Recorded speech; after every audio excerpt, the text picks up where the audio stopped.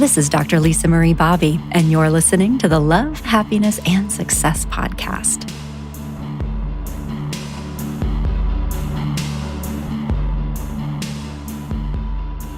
This is Lone Elm with the song Okay Now What, which I thought kind of captured the mood for our podcast today. I think it nicely conveys the kind of shimmering anxiety one feels when you've realized that you may have made a wrong turn along the way and aren't entirely sure what to do next.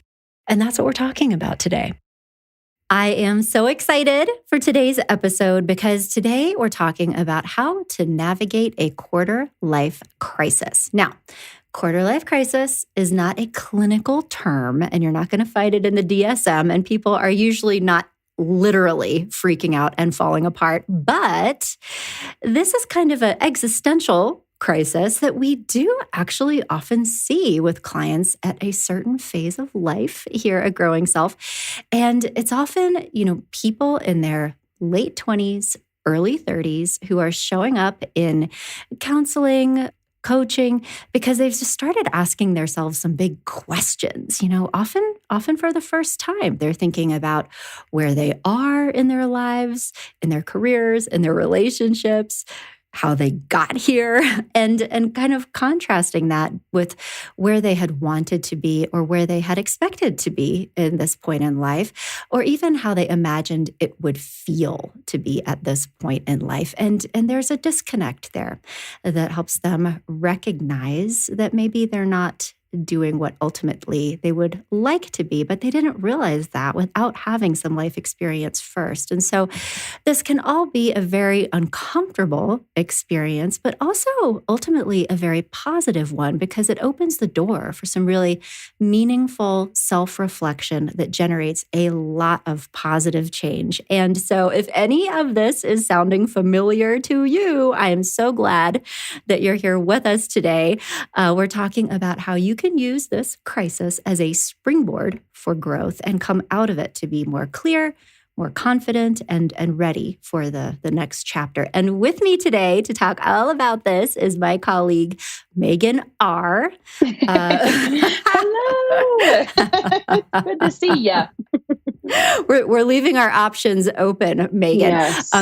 Just a quick introduction. Megan is a career counselor, a career coach on our team. And just before we started recording, she was sharing with me, Megan, if I may mention this, Absolutely. is this okay? Recently got married.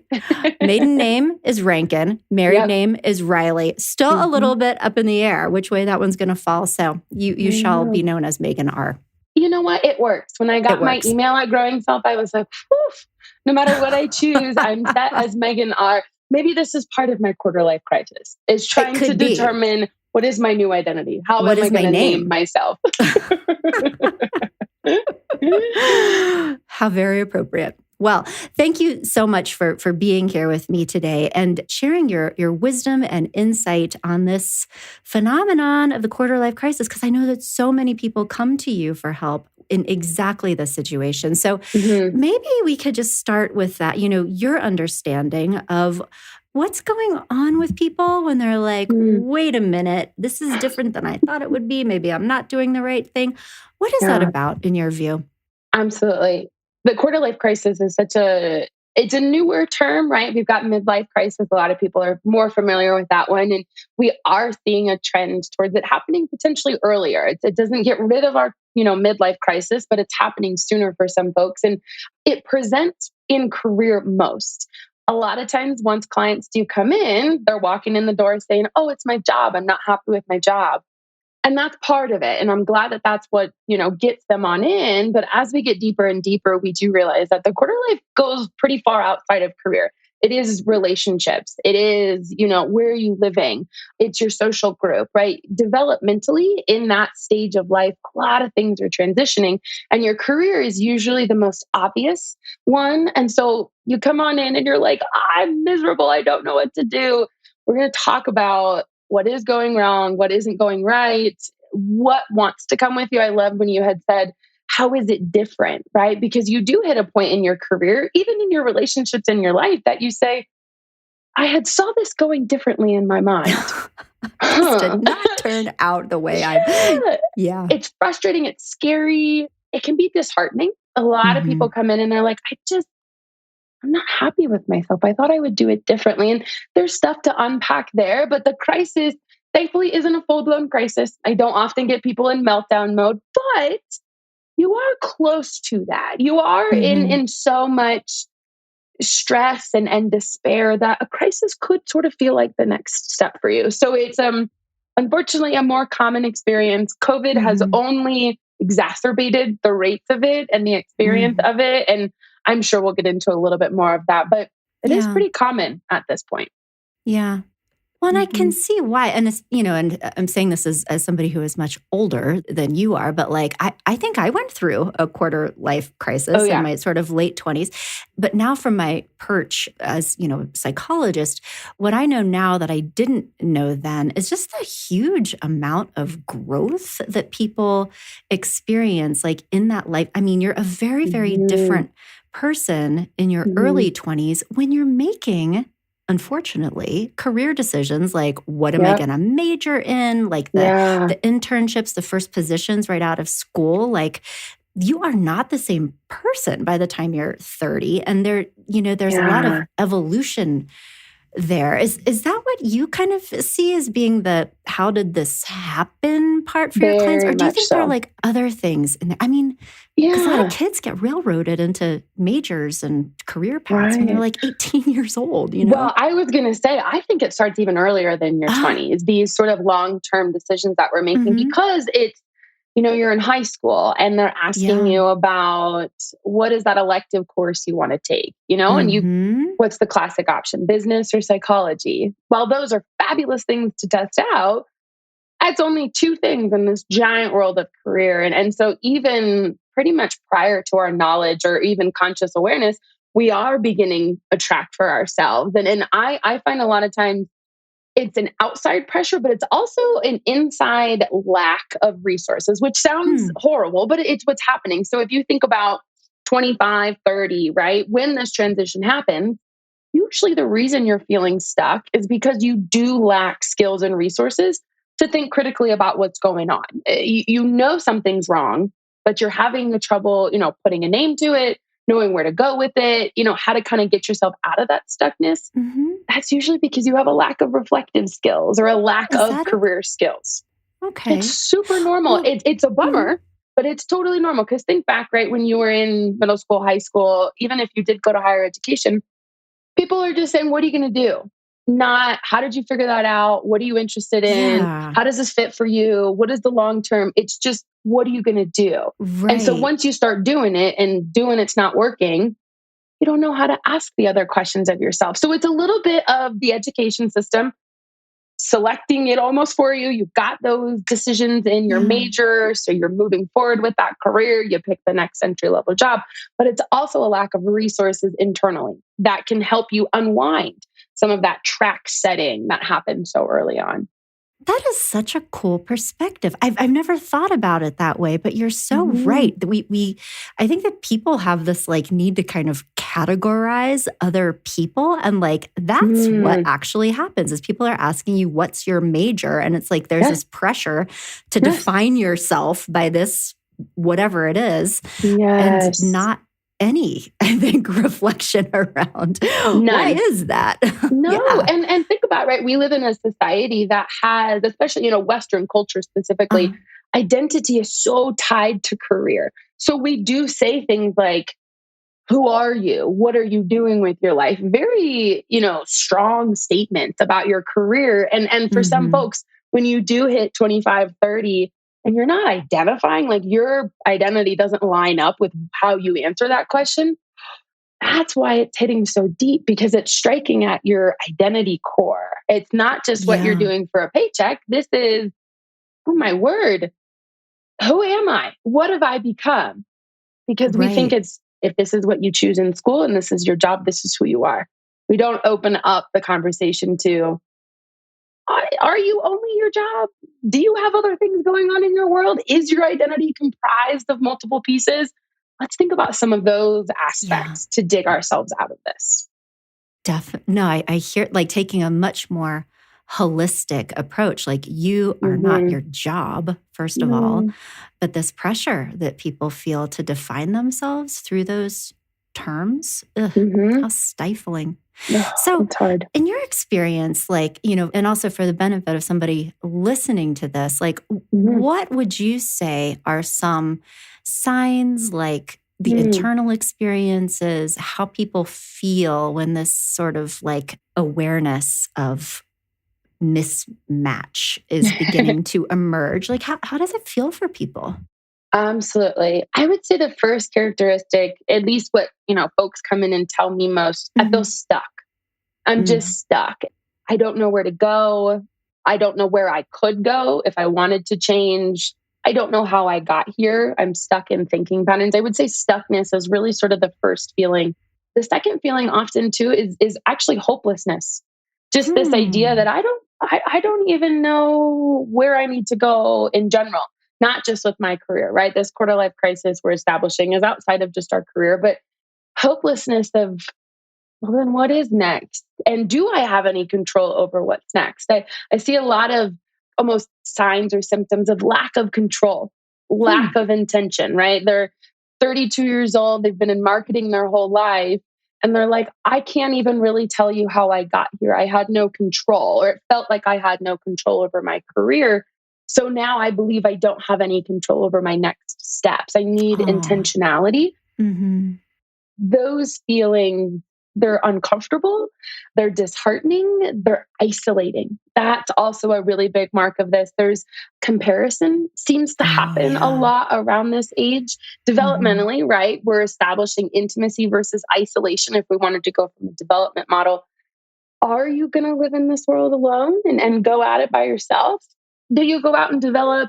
Typically, it's romantic relationships, but not always. We now are opening that to social relationships. In that, the developing and establishment of relationships, comparison is really natural. You're looking around and how is everybody else doing it? Another sign of, oh my gosh, maybe I'm at that crisis point is looking around and saying, how the heck are they doing it? And how have I not got there? How have I not figured it out? I heard a great quote the other day: comparison is the thief of joy. And I thought Oh, that's a that, good one. oh, it's beautiful. And it captures, I think, the quarter life crisis because there is this idea. I'll look at someone's LinkedIn, I'll look at someone's Instagram, right? I'll look at someone's social media platforms to see how they're engaging with the world at our age. Oh my gosh, they seem to be doing it so much better than I am. So, feelings of stuckness, feelings of hopelessness, comparison. Ah, it's unfortunately pretty easy to spot for me, not so Yeah. much for the folks that are experiencing this. Yeah. Well, that's why I wanted to ask you because I think sometimes half the battle is just that self awareness of like, oh, I'm going Mm-hmm. through this thing and there's a name for it and there's like there's Mm-hmm. something that can be done to help. Yes. But can I ask you about one part of this? And I'm not sure that the degree to which this part is in your wheelhouse, because I know you're a therapist Mm-hmm. and you're a career counselor, and that's sort Mm-hmm. of your specialization. And I know that you do very like holistic work. And so people Yes. talk to you about, well, all kinds of things. And I have kind of that more of a relational perspective. One of the things that I very often hear from my clients at this phase is particularly around the sense of like they use the term being left behind, like their friends are Mm-hmm. getting married, they're buying houses, they're starting to have babies or think about it. And Yeah. that piece creates such an enormous amount of anxiety. Like when they see other people their age, at least looking like they're moving into these other phases of life that they're Yeah. not. Do you have Mm. insight into that aspect of it too? Or Yeah, minimal. Just because relationships isn't the direction I head, but absolutely. As Mhm. I shared, like you'll come in for career concerns. That's how it presents originally. Yeah. We dig deeper and we realize it is a dissatisfaction with life, with your Mhm. social relationships, with, your financial status, even. That's a big concern for folks is financially, I don't feel stable or independent like I thought Mhm. I might at this age. And a lot of it is because they're looking around and other folks are hitting some milestones that we see in this age group. What I would add to that, and from my personal experience with clients, there's also a reflecting back on the generation prior to us. What did my Hmm. parents do? What did my aunts and uncles do? Just the generation right above us. Comparison happens within that too. Well, by the time my parents were 28 years old, they were married with 3 kids and they had a house and a mortgage and were investing in another property. And someone's 32 saying, I don't have that just yet. And I notice, or what I hopefully share with people is think about the context in which those generations grew up in and Yeah. accomplished some of those milestones that you're reaching for. That context is not the same context we're living in now, right? COVID, a big, big, big kind of obvious one that has shifted a lot of things. But think about the state of our economy right now. Hmm. Think about our housing market, right? There are just larger societal contexts that make some of those milestones more challenging to meet for folks in Yeah. this developmental period. Comparisons happening to even the generations above us, not just the generation that, we are currently growing up with. That's a really good point, and how validating to consider that it's not necessarily your personal shortcomings that you haven't been able to achieve these things that your No. parents did, that like actually legitimately the bar is higher, that the Yes. cost of entry to even like buying a property is so much more than Yes. it was even 5 or 10 years ago. It's yeah. Absolutely. Thank you Well, for and bringing that up. 100%. And to swing it back to career, to keep in my wheelhouse here, right? We've Yeah. also seen just a shift contextually about how jobs line up, right? The Hmm. generations prior to us, there was a little more of a linear path. You started with one company, you worked your way up that ladder, you retired from that company. I giggle with clients to keep it lighthearted. I say, find me someone nowadays that does that, that starts with the same company and retires from the same company. I'd like to shake their hand and congratulate them on being one of the only unicorns in the world that do that, because we don't follow that same start to finish, trajectory. If that's not matching, right? Your parents had that experience and your experience now looks a little bit more chaotic. Your resume has a lot of jumps in it. You're thinking to yourself, I'm failing. No, the job market's totally different. It's entirely different. It's not going to benefit you to stay in one company from start to finish anymore. You get to change your mind around that context too, because it is very, very different. Yeah, that's a good point. Although privately, selfishly, I'm sitting here thinking, I sure hope you're not going to leave Growing Self, Megan, because I'll miss you so much if you do. No, I'm way too I'm early. just, I'm way too early in my career. I have a gift for like turning everything we talk about on this podcast to make it be about me. So there, we've done it. Now we can move on. Okay, so another thing that I did want to ask you about, you said earlier in our conversation that one of the things you feel are contributing to this experience that I wanted to learn more about. You said a lack of like critical thinking skills, Yeah, and yeah. can you talk a little bit more about that? Because I'm feeling that might be an exit door. If people are feeling trapped, I'm imagining this like, in case of emergency, like go through this door and there's critical thinking written on it. What does that mean though? Like, what do you do with that? Sure. Critical thinking, what a funny phrase that we toss around, right? Because I think it does have a very educational connotation to it, but we forget to take those critical thinking skills and apply it to more abstract things, our lives, Hmm. our trajectories, where we want to go, our hopes, our goals. And we could point fingers all we wanted, but it's not necessarily built into our educational system, our work system. We don't necessarily take the time to pause and have critical thinking moments as it relates to our future or our career. Hmm. I've got a colleague that I used to work with in higher education who actually brought that to my attention. And she shared, when I'm looking at folks and I'm trying to get to the root of where this dissatisfaction is coming from, or this lack of direction, and it a lot of times stems from an inability to reflect. All these skills are like muscles. And if we don't have strong muscles, it's not going to be our reflex to use those muscles. What we get Hmm. to do instead is say, hey, let's build up a reflection muscle. Let's see if we can develop your ability to examine a situation and try to make some sense out of it. That's the beauty of why, that's why career work works, is because I help you develop those reflexes and those, Hmm. reflection skills. But some really easy questions just to start with. It's exactly what we had began with. What was your original model or goal or vision for where you wanted to go? And how is it different? It doesn't have to be, this really scholarly critical thinking. It's just assessing what's happening and how is that different than what you thought. Yeah. Sometimes just identifying where the changes occurred, that's relief in itself because you're like, oh, Hmm. no wonder I'm feeling so lost. None of this worked out the way I thought it did. And it kind of opens up space to move into some problem solving or planning because you've almost like diagnosed yourself. Oh, I am totally in a different field. And that's okay. Maybe I want to get back to my original field, or maybe I don't. Maybe I'm learning that my vision did change for a really great reason. And again, through reflecting, it's, well, this new vision fits me better. I had a life event occur and I can't go back Mm. to that original vision. I take care of my parents now. I had a kid.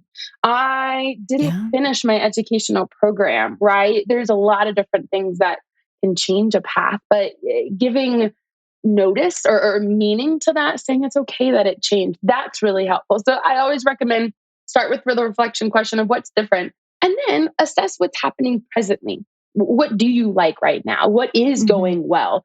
I would even give that as a recommendation before you jump into your reflection and your critical thinking. Yeah. What is going well? Because there's a chance that there are some things that's going well. And it's a practice of gratitude, right? It's getting Mhm. your brain into hopefully a more positive space. We're pulling from positive psychology here and saying, what am I doing well? It's a Mhm. strength based approach. And that even still is like a, okay, now I'm more willing to face critically what's not going right because I know what is going right. And I feel I have a Mhm. platform to stand on.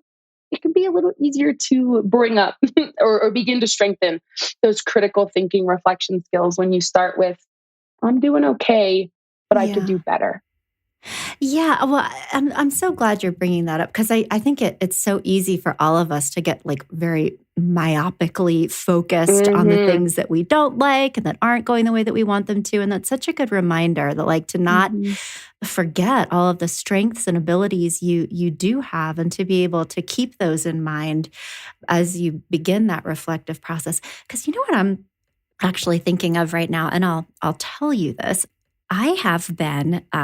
It's time, Megan, for us to find a internal like bookkeeper person for our group, Uh, and so I okay. have been spending a lot of time lately talking to financial people, which has been fascinating. I Ooh, usually talk to therapists like all the time, so I'm like, ooh, yes. this is they communicate in spreadsheets. What are we doing here? It's a whole Anyway, other world. but like, because I'm always so interested in people's like stories, and with Mm, talking with these candidates, like, how did you get into this line of work? And it's been so hmm. interesting because for a lot of them, it was, well, my dad was an accountant and he suggested that this would be Mm, a stable career. Or, well, yeah. I just kind of XYZ. But for a lot of them, it's like, you can kind of hear through the lines that their Yeah. passion was somewhere else, that they had wanted to Mm, be doing something else. And I remember speaking with this one young woman who'd been doing accounting for sort of outside pressures as opposed to like an internal passion for uh-huh. numbers, which is, Right. and as I was speaking with her, I was reflecting to myself that this young woman was an excellent communicator. She was clearly like very Mm, warm and compassionate.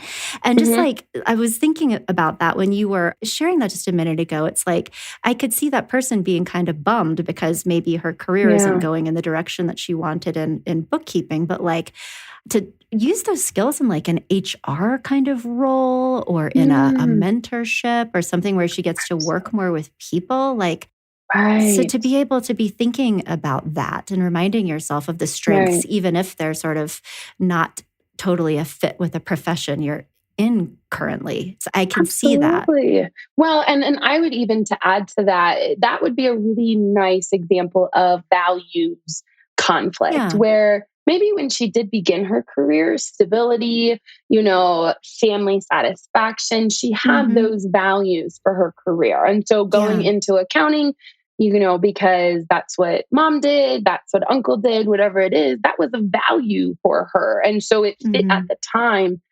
What critical thinking and reflection also does at different stages is that, says, you're going to change and you're going to need to assess, you know what?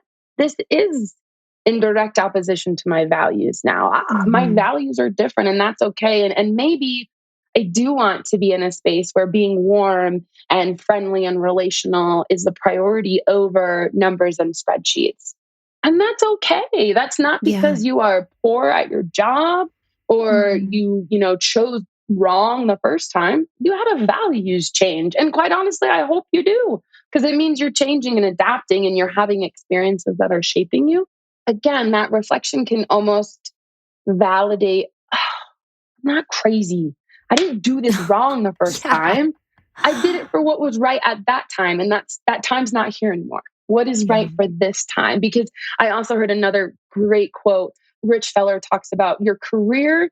It's a series of transitions. That's the Mm-hmm. best we describe it. Not jobs, but transitions, right? Because Mm-hmm. sometimes it's a transition out of a job. It's a transition into a part-time job.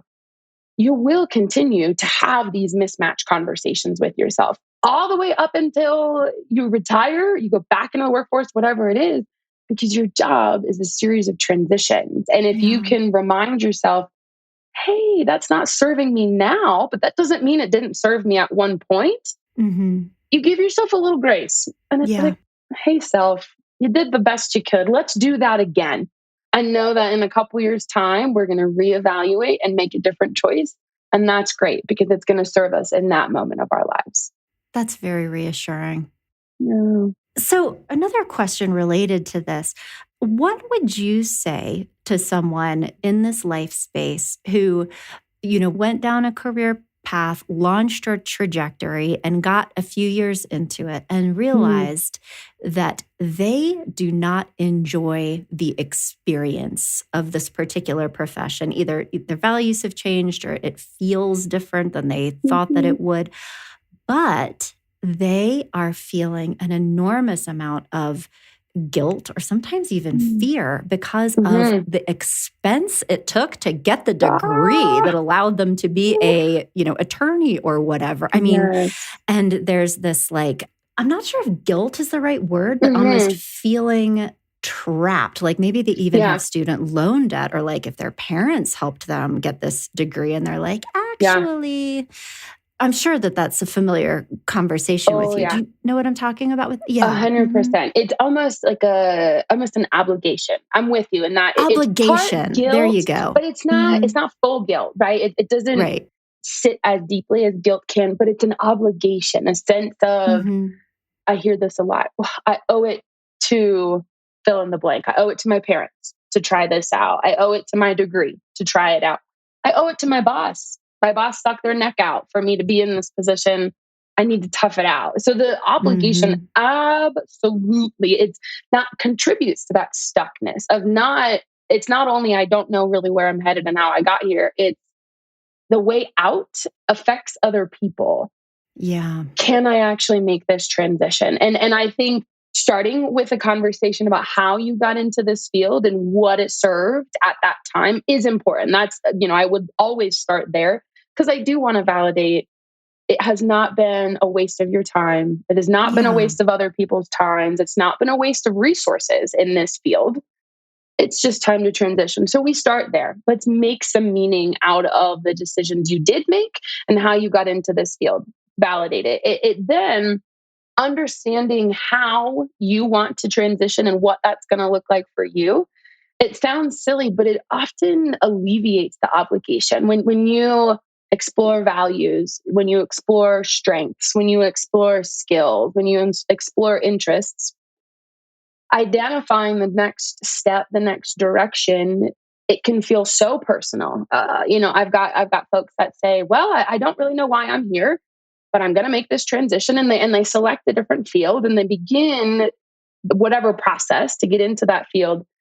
When it's such a fit and it's so personal because it is based on values and skills and Mhm. experiences and interests, the obligation has a funny way of sort of dissipating because it Hmm. no longer, when you do engage in those conversations with mom and dad who footed that student bill and you need to explain that you're changing, the idea of not going in this next direction, it's just not an option. And so you come to mom and dad and say, I am so grateful. And I want you to know how that experience that you paid for has set me up to move into this new transition. Mm-hmm. In sort of going at it from a very personal stance, a leveraging experience happens, right? That's the second big question Yeah. I get. How the heck am I going to become an attorney after I've been a firefighter for all these years? That Yeah. those skills don't make sense.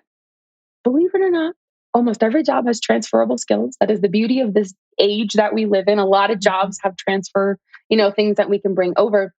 When we go at it from a personal experience, we make meaning out of where you came from, what you've been up to, what you've been building. That lets you also transition into this field with gusto because you're like, look, mom and dad, if I had not taken that one class, I would never have known I did have this latent excitement for this new field. If I Mm-hmm. hadn't pursued my CPA exam, oh my gosh, that exam right now is like the hot topic. I don't know what's going on. I've had more clients come in to me about the CPA exam that's going on. But when they do come on in and they're getting ready and gearing up to transition, they say, but you know what? I can use Excel like no one else can use Excel now. And this new field that I'm heading into, it's critical. And it's not a direct, you went here, so now you're going into this job. I did a little meandering, but those skills were direct links. So it's a complicated process because it's very individualized. But when we do start with where did you come from? How'd you get here?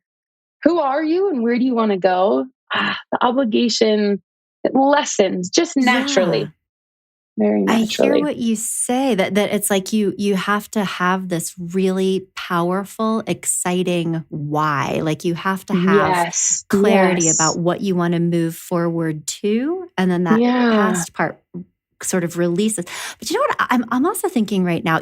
Our colleague Dr. Lisa, another fabulous career counselor that I've had the Uh-huh. privilege of speaking to, and she talks a lot about your narrative. Like the Ooh. story that you tell yourself. And I'm just hearing that in what you're saying too. That it's like changing the story to actually you have to have different life experiences and learn Yeah. about different things in order to create clarity, and Yes. like to learn from that is how it actually works, as opposed to like beating yourself up that you're changing your mind. Like Right. that's the story. Like actually you have to do Absolutely. that. Is that what I'm hearing? Yeah. 100%. Those varied experiences Mm-hmm. contributed to your feelings of stuckness, contributed to this Yeah. desire to change, and will contribute to your success in your next Mm-hmm. role, in your next educational endeavor, in your long term career. That's why starting with how did you get here Yeah. has to be square circle number zero. Otherwise, we're going to learn about you and that's great. And we're going to move you into that next path with intention and very Mm-hmm. personalized information. But you're right. The why doesn't feel as strong and it can feel like an untold part of your story. I have all of my clients, if they come on in and we're going to do any sort of job searching, whatever they come in Mm-hmm. for, I start with their story. There's a lot of benefits to it, but it's ownership of that story, of that Yeah. narrative, being able to tell it not only clearly, it's an interview skill, it's a resume skill, it's going to help you with job searching, also going to allow you to release yourself and say, that was critical for me to take Yeah. that odd job that doesn't fit on my resume anymore. But do you remember that one colleague I met? They're how I know I need to be in a different field. Mm-hmm. Making meaning out of where you've come from, it strengthens your why. Absolutely. Oh, I love that. Making meaning from where you come from Mhm. strengthens your why. Yes. That's so good. Yes. Yeah. So, and I know we don't have a ton of time left together, but I am curious to know. So, for the benefit of somebody listening to this right now and who has Mhm. been feeling that stuckness, maybe who has been Yeah. feeling dissatisfied, but also kind of like, beating themselves up because they don't Mm. know what else to do, or that was, Yeah. what would your advice be to them for like Mhm. how to get started in moving forward? But I'm hearing you say that it is very much a process, that Yes. asking yourself why. But what are like just some easy first steps that somebody could Totally. do, either on their own or with a career counselor like yourself? Mm-hmm. Absolutely. Step one, nice big deep breath. Just acknowledging, like we had started, knowing there's a name for this experience Yeah. that in and of itself can be relieving. Take a second to pause and say, I am going through something and it makes sense that I'm going through something. Give that some time to, to chew on. So big, deep breath to start. I would say, and this could even happen prior to your reflection questions or critical thinking that you're going through. Reach out to your network. Oh, it is the top thing that gets missed in job searching as we do it in a vacuum. Even folks that are coming into me, I'm your support network. That's fabulous. I don't know you the way mom and dad does, cousin does, roommate does, partner does, spouse does, right? Grandparents do. They have a very intimate view often into your life and can speak to some of the dissatisfaction, right? They can remind you of, do you remember when you did make that choice to move into that career? This was going on. Oh, Grandma, you're totally right. Thanks for reminding me that. Always, if you Yeah. can, start with your support network to just pour back into yourself. Feel, oh, people do know me. They love me. They support me. That also then kind of it normalizes not just, hey, I am a person going through this. A lot of times people are like, oh my gosh, me too. You turn to your That's roommate. what I was just thinking. Yes. It's like this experience is so common, but like Yes. everybody else seems like they have it all figured out. They seem like they have clarity. They're like, why don't people talk about this more, Megan? What is that about? Because these realizations happen at midnight when you're laying in bed, scrolling on social media, and you're like, well, who am I going to call? No, I'm just joking. But right, it can be like this obligation that we're talking about, those feelings of guilt, maybe like ashamed almost. Is that it? 100%. That's exactly where my brain was going. Is there's shame around, I don't have this figured out. I don't know where I'm going. And we are a very curious set of people in the States, and that's great. But how often do we say, where are you going with your job? What do you do with work? Are you liking it? Are you having fun? When you don't have answers to those questions, avoid the questions, right? Avoid the situations you would have those questions. The holidays. That was like, maintain the facade. Yes, right. I am doing well. I'm fine. Everything is great. And in reality, you're like cracking under all of this. Oh, yeah. It's shame filled to share a lot of that stuff. So that's why I say start with your support network, because those are people who can hold that shame with you, who are safe, and you can be vulnerable and be like, this isn't going well. Your vulnerability is going to lead to their vulnerability often. And they're going to share, you know what? I have the same thing happen. You know what? I am currently experiencing that right now. That's the best case scenario, right? Your roommate's like, you too? Me too. Let's see if we can figure this out. Starting with your support network, validating, encouraging. Also, it's going to set you up for job search success, because now other people, not necessarily in your professional network, but your personal network, know that you're potentially job searching. That is your best tool in networking, is telling as many people as possible that you are looking for a new job, because now you're on their brain. When something comes up in their company, when they see a job posting, they're like, oh my gosh, Megan and I just had a conversation about this. She's looking for a job. Maybe I could pass this on to her. You begin to leverage other people's networks when you invite them into your own network. It's a really cool, not even the trick of the trade. I know a lot of folks that do that, but we forget that because we are so stuck. It's shame and guilt ridden and we're not feeling great. We don't want to reach out. We don't want to talk to other people and share that experience. Yet when we do, all of these benefits seem to unwind or unravel. So I always recommend take a big old deep breath, start with your support system, see how they can help you, then jump into some of your reflection if you can. When I looked into quarter life crisis, I was curious how it was kind of being talked about in the media right now. Every article I came across had reflection questions to ask yourself. Here's what to consider if you do want to make a change. If you are in this quarter life spot, you don't even have to come up with the reflection questions on your own. They're all on Google. You can Google them. You can Google everything. One day my job is going to be obsolete because Google will be me and they will ask all of the questions. But spend some time journaling, writing it out. Well, no, because I want to bring something up because one of the things that, like, I am all about a good journaling question. And I know from my own experience and others, here's what I think is important. It's like, we have blind spots. Like there are things about us that we don't know. And that's why I think having a relationship, either a trusted friend, a counselor, or a coach, because they can ask you questions or like reflect things back to you that you would literally not like connect. 100%. But I also know that a lot of people, unfortunately, don't have access to like an amazing counselor or coach like yourself to be like shining that spotlight on, okay, but what about this?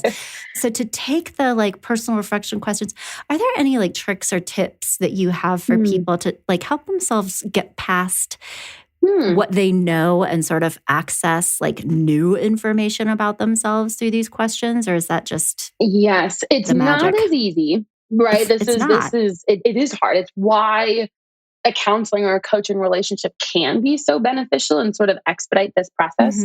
I have again, Rich Feller, a colleague that I'm working with.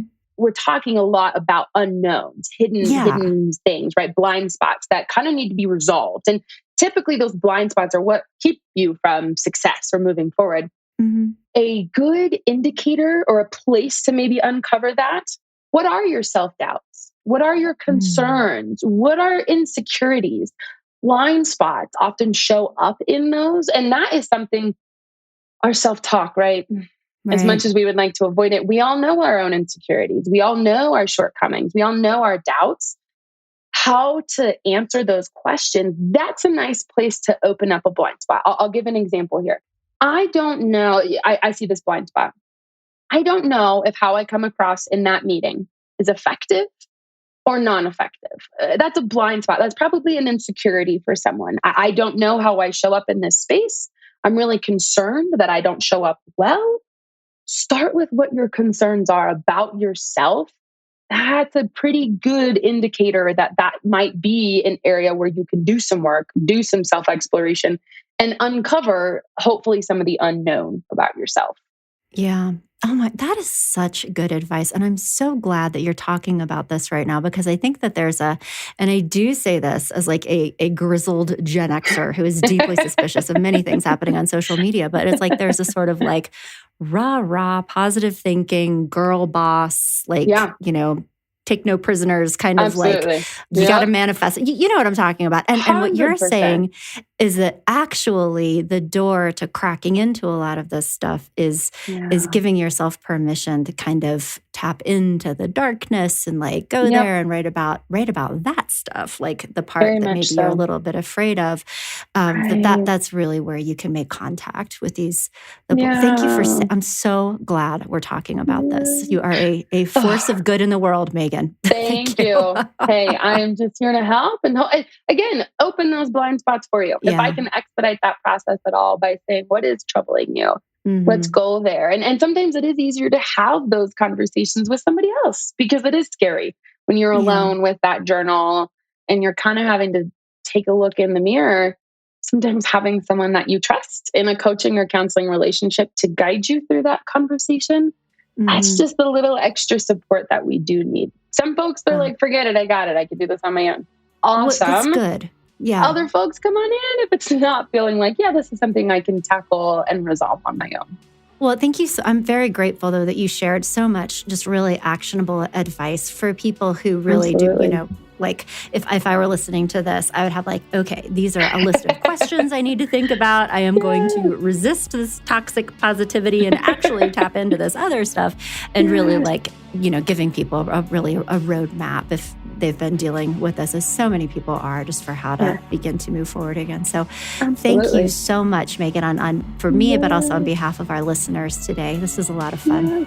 Hey, thanks for having me on. It's a subject that's pretty near and dear to my heart, considering my personal age, but then also just what we're noticing in career trends. So always grateful that someone's willing to listen to me babble about what I'm excited about. So thank you.